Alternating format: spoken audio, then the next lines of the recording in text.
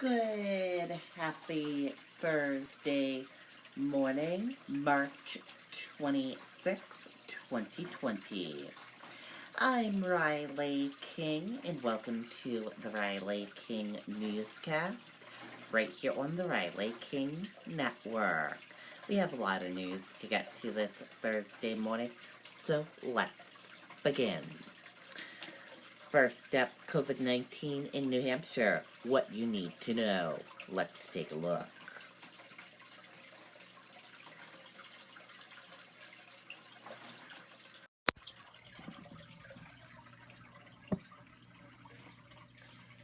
A 137 number of people in New Hampshire who have tested positive for COVID-19. 466,836 number of people worldwide who have tested positive for COVID-19. One number of deaths from COVID-19 in New Hampshire. 19 number of people hospitalized with COVID-19 in New Hampshire. 890 number of deaths from COVID-19 worldwide in the United States. 0 cases in Coas, 21 cases in Grafton, 7 cases in Carroll, 7 cases in Belknap, 5 cases in Stratford, 4 cases in Merrimack, 1 case in Sullivan, 1 case in Cheshire, 20 in Hillsborough, and 42 in Rockingham. New cases each day. Take a look at this graph right here. In the purple, daily new positive COVID-19 cases. In the orange, new hospitalizations. And in the red is deaths. Common symptoms: fever, cough, and difficult breathing. How it spreads. And prevention tips.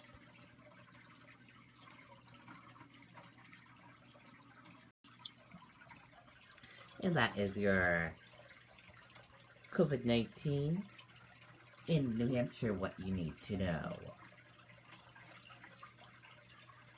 Concord Coach Line to suspend all operation effective Saturday until further notice. Move comes after officials warned of potential COVID-19 exposure on Concord Coach buses. Let's take a listen to that video from WR News 9.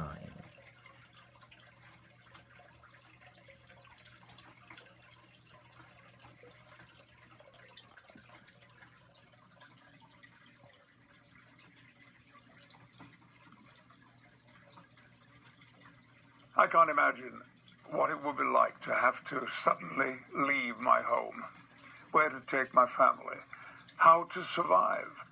Concord Coach Lines is temporarily suspending all its services, including the Boston Express service to Logan Airport.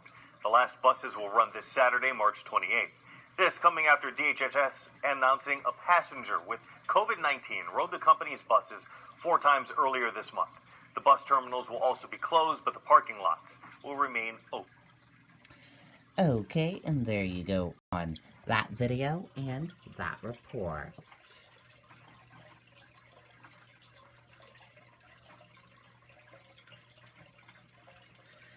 Governor declines ex-councilor's request that he issue stay-at-home order. Governor Sununu says such an order is not a partial and particular ask of folks. Let's take a listen to that video from WR News 9.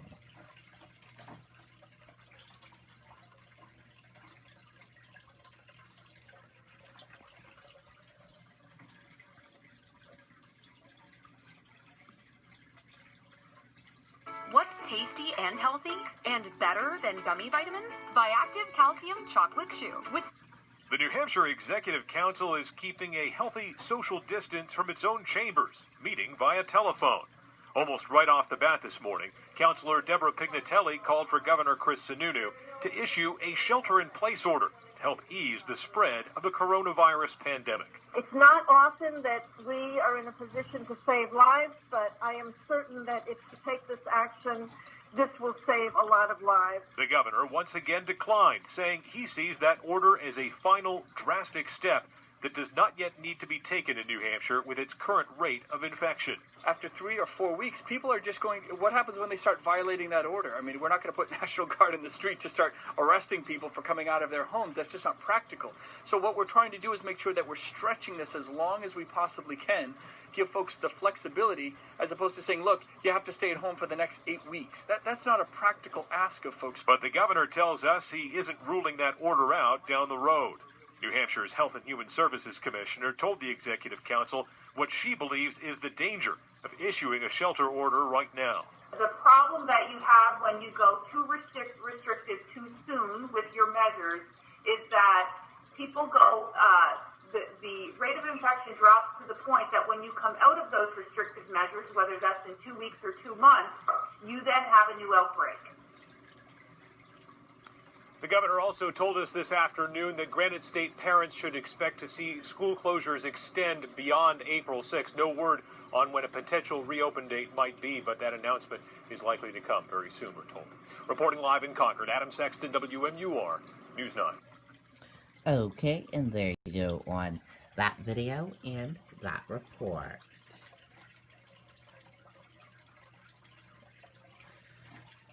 Hundreds of nurses set up to assist state during COVID-19 outbreak. State requesting current or retired medical professionals. Let's take a listen to that video from WMUR News 9.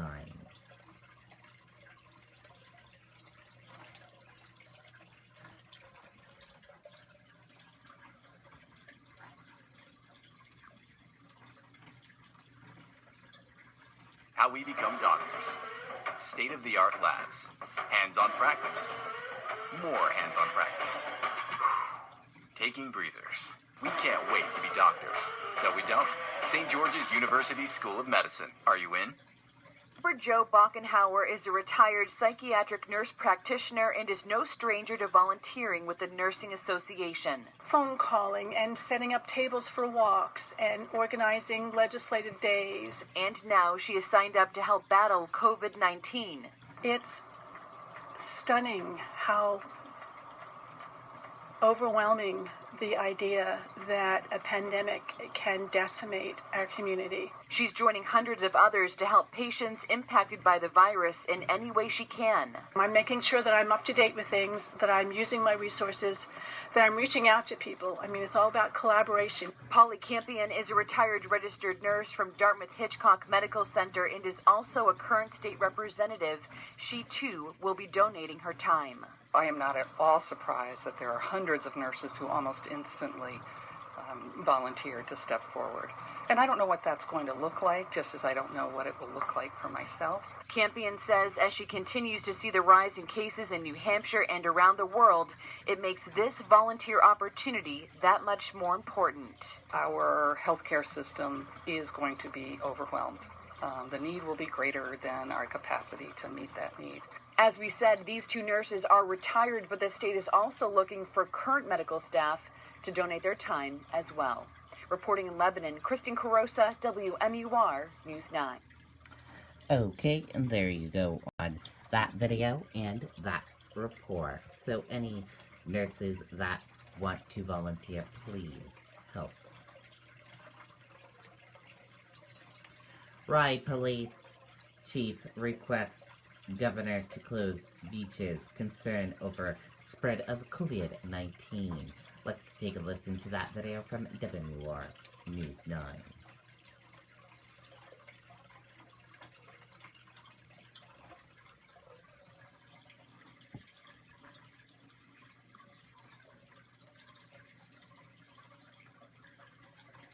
It would be like to have to suddenly leave my home.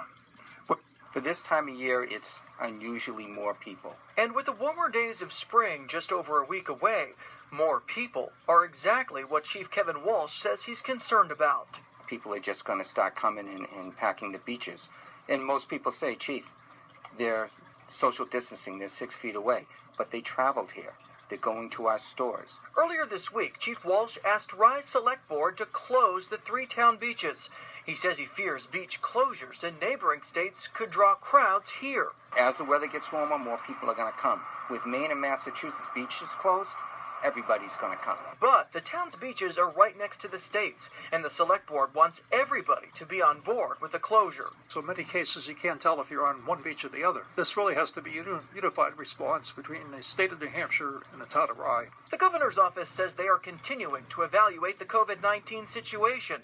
State beaches, though still open, have made changes. Genesee is technically open, but state parks are asking people to keep groups under 5 and maintain at least 6 feet apart. The chief says it's not enough. These stores are going to have these people going in and out and getting gas, and that community-based transmission is going to happen. Selectman Winslow wants to give it time. We think that it's a function of weather. I think at this point in time we can maintain what we have and keep it healthy.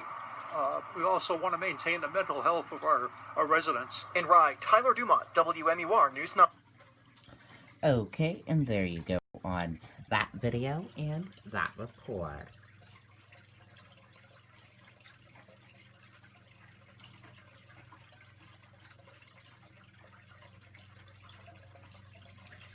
Seacoast Company producing oxygen, providing devices for COVID-19 patients.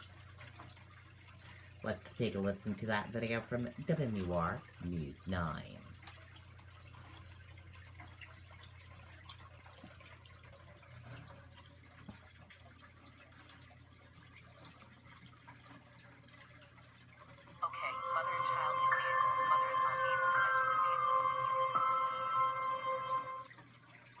These New Hampshire employees are among the worst enemies of COVID-19. Here in the clean room at Vapotherm, they are assembling precision flow systems, a first-line therapy in treating COVID-19 patients. They know that every one of those units that they get out there creates another ventilator for a patient whose life depends on it. So this is the unit we're talking about, the precision flow system. Let's say a hospital had 500 COVID-19 patients under respiratory distress. They would need 500 of these units made by Vapotherm. That will tell you about the demand worldwide for this equipment. We've made a commitment that we're going to do everything we can to meet every customer's needs. We feel good that we're going to do that. Located in Exeter, Vapotherm normally has 300 employees. They have added 50 more and a second shift to meet the global demands for their product.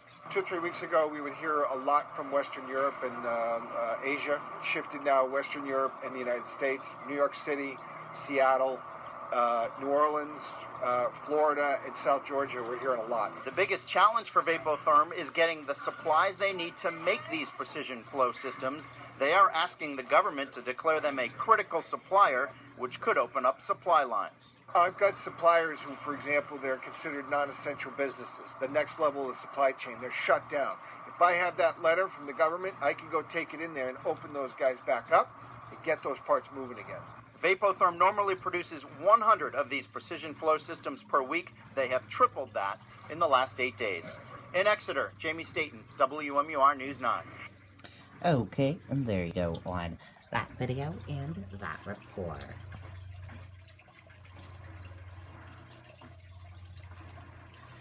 Concord Hospital rides for potential influx of COVID-19 patients. Hospital requests donations of needed supplies. Let's take a listen to that video from WMUR News 9.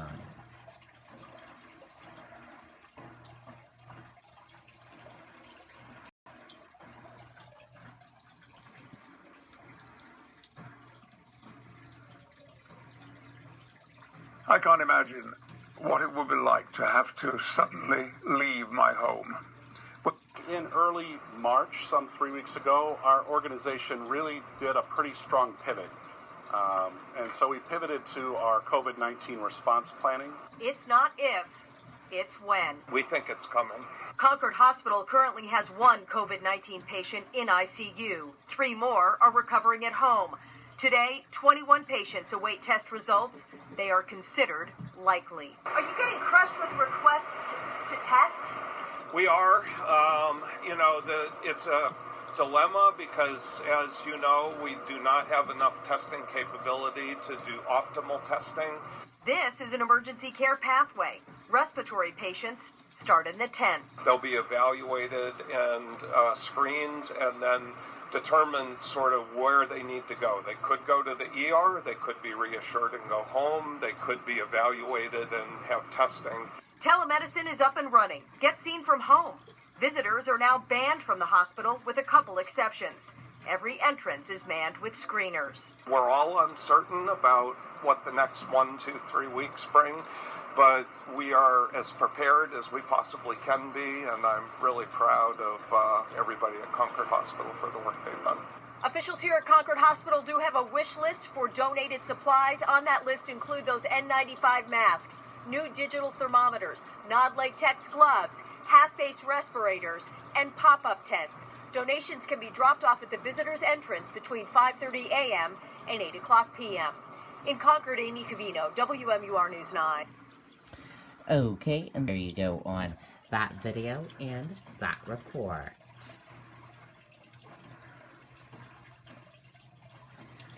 DCYF concerned about 50% decrease in calls. Children spending less time with mandated reporters. Let's take a listen to that video from WMUR News 9.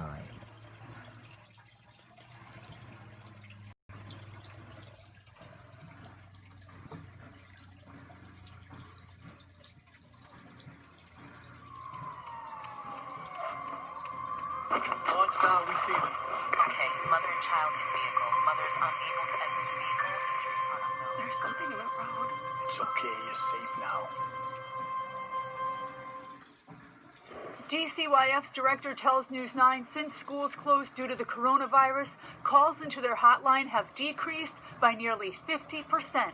It is a concern. I mean, we know that during periods of crises, families are under more stress. DCYF Director Joseph Ribson says calls about suspected child abuse or neglect typically go down when school is out, but he says the current reduction by almost 50% is uncommon. I think that's because we're seeing a lot of child care centers not taking kids and other people who frequently see kids and make reports, not being able to make those reports because they're not seeing kids as often. The director of the Office of the Child Advocate, Moira O'Neill, says the reduction in calls is a pattern seen across the country, and she says now families may be more stressed than ever. Now we have the worries about this virus, we have worries about being able to pay the rent, put food on the tables, and when that happens, when families are stressed like that, oftentimes children are at risk for abuse and neglect. Unfortunately, we have to be thinking that way. Both directors believe with fewer mandated reporters around kids right now, continued communication is key. We're urging people to find creative ways, text, phone call, ask simple questions like, how are you doing with the family home all day? This must be stressful for you. What can we do to help? Educators right now are engaged in virtual learning opportunities with kids, and while that's maybe not quite as good as it would be when you have one-on-one in-person contact with kids, you might have the ability there to have some conversation with kids or to see what's happening. DCYF says the coronavirus has forced them to scale back in-person visits at homes. When they do have to go out, they practice social distancing, they try not to touch anything, and if they can, they conduct any interviews outside. Also, they did increase their capacity to do video conference calls with families. In Manchester, Jessica Moran, WMUR News 9. Okay, and there you go on that video and that report. Dow futures fall 100 points as traders brace for an predicted record surge in jobless claims. U.S. stock futures fell early Thursday morning, trading as investors looked ahead to the nation's weekly international jobless claim data, which are expected to show a record-breaking spike. Lawmakers announced deal for $2 trillion settlement package. Let's take a listen to that video from ABC News.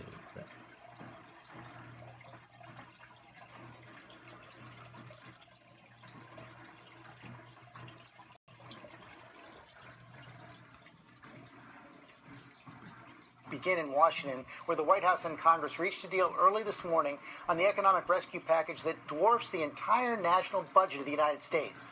The stock market soared on hopes for the legislation, its best days since the Great Depression. And our senior national correspondent, Terry Moran, starts us off with the details on the deal sparking so much hope. Good morning, Terry.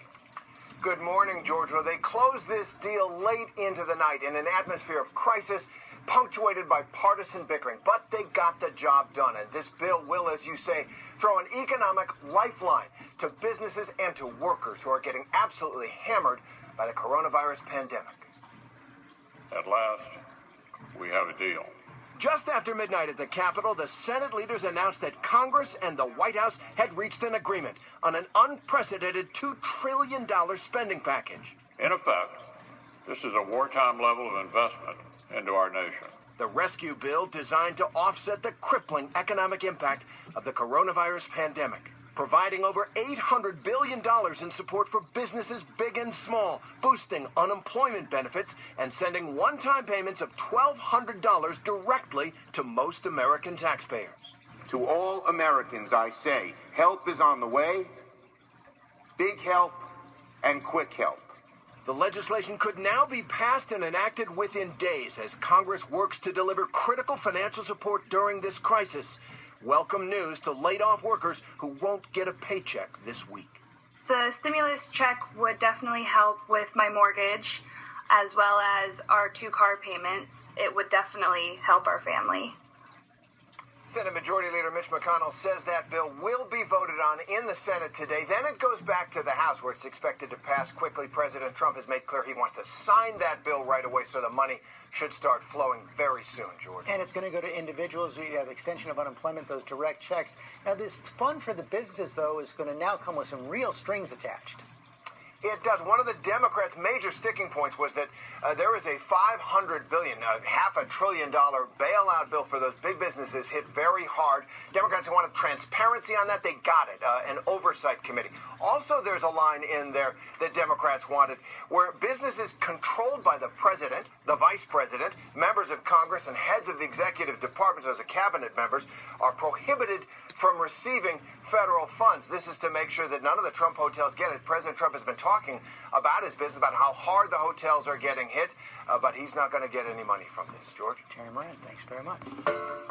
Hi. Okay, and there you go on that video and that report. And that does it for this morning edition of the Riley King Newscast, right here on the Riley King Network. I hope you all have a great rest of your morning and a great rest of your day, and I'll see you back here later on today for another newscast. I'll have a news report coming up in a little bit. Goodbye, everyone.